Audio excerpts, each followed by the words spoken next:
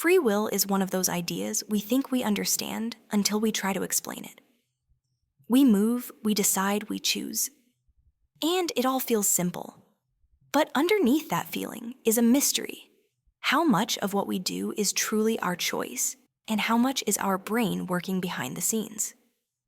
In this video, we're going to strip away the confusion and explain free will in the clearest way possible. What it is, what it isn't, and what modern science actually says about the choices we make every day. Let's make sense of one of the biggest questions about being human. You chose to click this video, or at least that's what it feels like. But here's the uncomfortable question: did you make that choice? Or did your brain decide first and simply let you know afterward? Free will is one of those ideas we all think we understand. We imagine ourselves as captains of our own minds, choosing what to do, what to think, and who to become. But the deeper you look, the stranger the story gets. Because the truth is, the brain is doing far more behind the scenes than your conscious mind ever notices. So let's break free will down, simply without philosophy jargon, without neuroscience vocabulary, and without overcomplicating a concept that affects your life every day. Let's start with what most people think free will is. We imagine free will as total freedom. The idea that we can choose anything at any time. That you choose your breakfast, your job, your relationships, your beliefs. That every decision is a clean slate. But the moment you examine any real choice, that idea falls apart. Your preferences are shaped by your childhood. Your habits are shaped by your routine. Your fears come from your past. Your impulses come from biology. Your decisions are influenced by stress hunger, sleep emotions, and surroundings. You don't choose the world that shaped you, and the world that shaped you influences your choices. But this doesn't mean free will disappears. It means free will is different from what you thought, and much more interesting.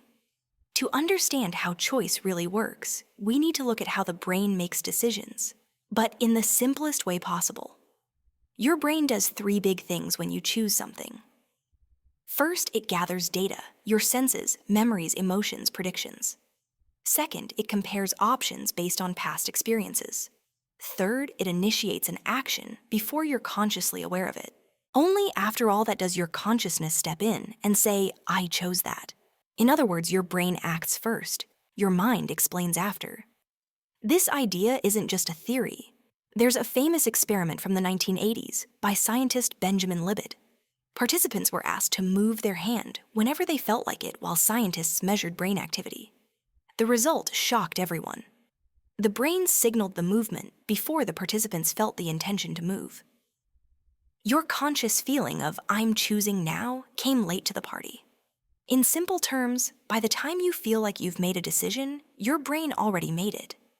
This doesn't destroy free will, but it forces us to redefine it. To understand why, consider this: about 90% of what you do each day is automatic. You drive home and don't remember the route. You reach for your phone without deciding to. You brush your teeth, tie your shoes, type passwords, all on autopilot. Most of your life runs on unconscious routines. But sometimes you stop, pay attention, become aware, and then you choose. That difference, the shift from autopilot to awareness, is where free will really lives. It's not in every tiny impulse. It's in how you respond to those impulses. You can't choose your initial reaction, but you can choose your next action.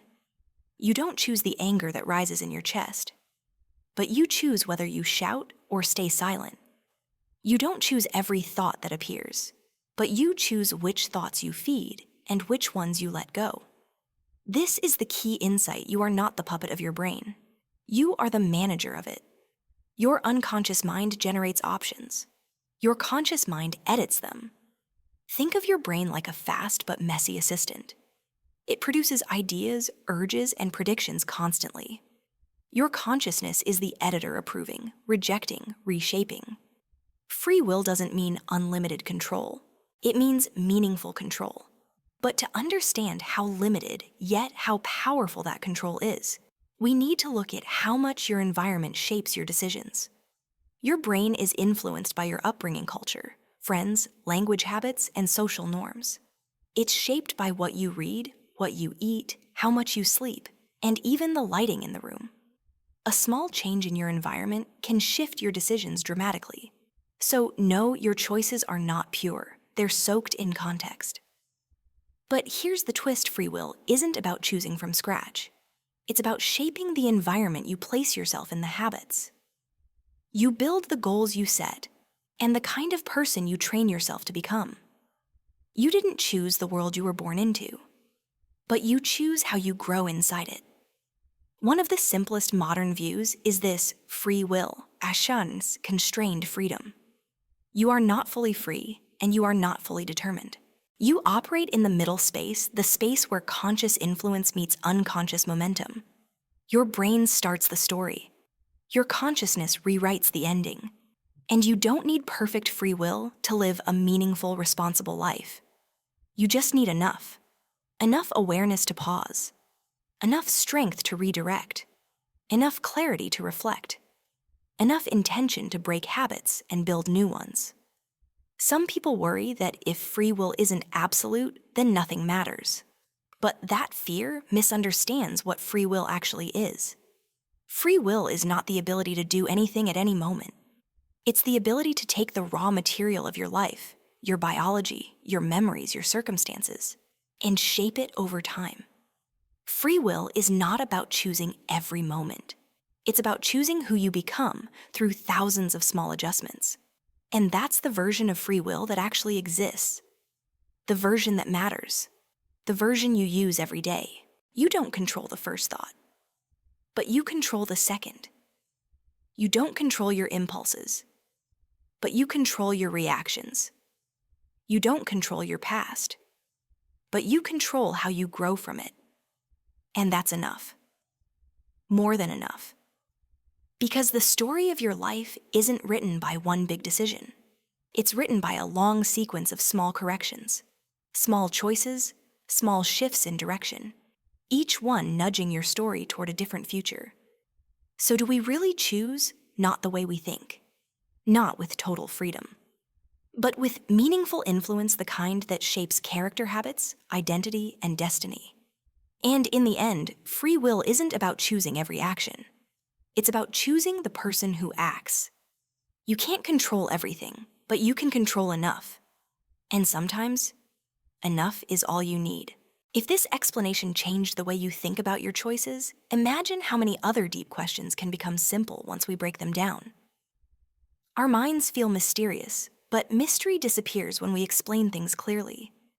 If you want more videos that turn complex ideas into easy stories, be sure to subscribe, leave a like, and tell me which topic you want explained next. Thanks for watching Plain Explain, where even life's hardest questions become simple.